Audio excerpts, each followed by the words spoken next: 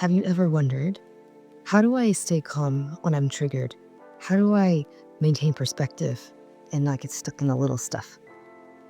In this video, I'm going to show you some inner wisdom I've discovered while here in beautiful Sedona at the Mago Retreat Center. And I'm at a Dan Mudo training school where Dan Mudo is a type of healing martial arts that is more gentle and non-combative, but with many healing benefits. And one thing as we're doing forms is my eyes kept looking down and around. I was looking at my teammates. Are we all in sync together? Do I know the movements, etc.? And we were instructed, keep your eyes on the horizon. And you can see behind me is this beautiful horizon. And when you look at it, our teacher was saying how there might be 30% of distractions still happening.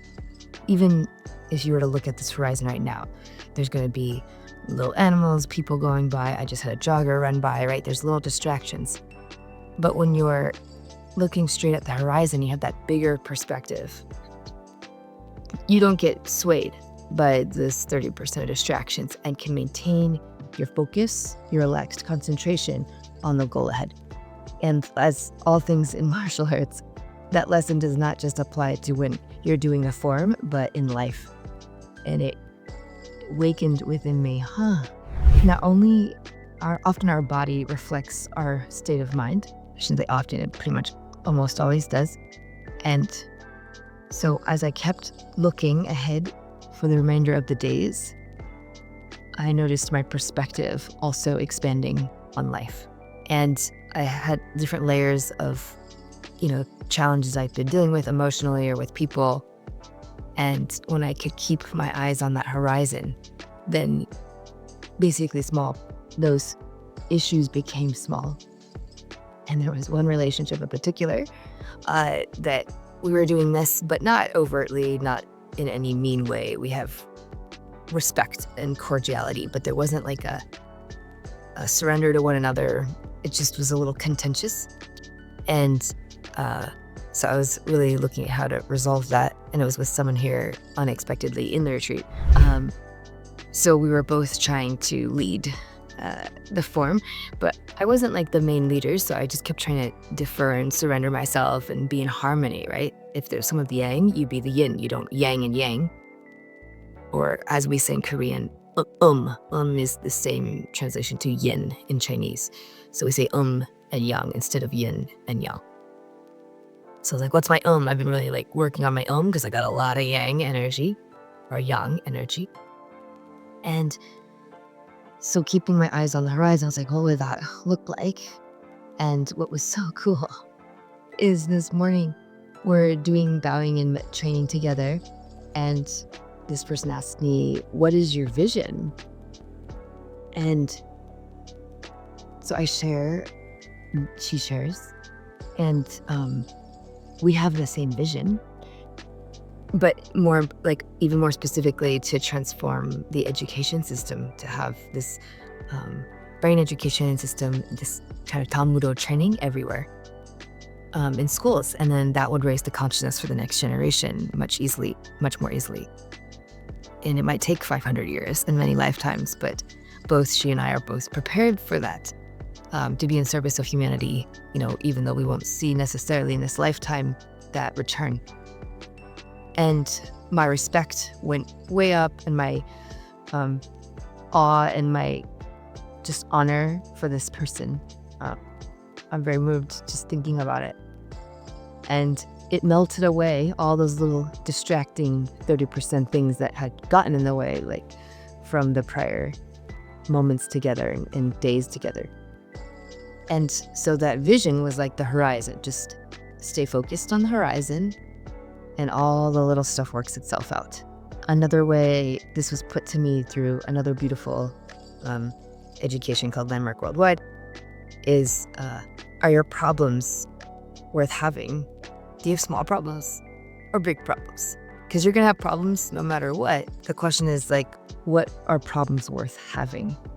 So like in relationships, it is a petty problem for me to get upset with my husband about not taking the trash out or doing the dishes, and extrapolating out to he doesn't love me or all those things that might happen. But a problem worth having is when we're both struggling with how to cultivate our 14-year-old son to be a better human being. And we might have different parenting approaches, but it's a little bigger. An even bigger problem, right, that we could both share is our shared vision for our life, our purpose in giving back both to the earth and to humanity, and how we'll go about doing that and what is authentic for ourselves to realize our potential. See, the perspective gets bigger, the horizon gets bigger. And when you're able to maintain and keep looking from a big view, but still take action in the now, but look at the horizon, whether in any contentious, it could be relationships or situations for yourself. I've been discovering how when you conceptually you can get, okay, big picture, if I, Anna, I got it. Like if I stay focused on my vision, if I even know what that is, but if I do, how's that going to help me like day to day?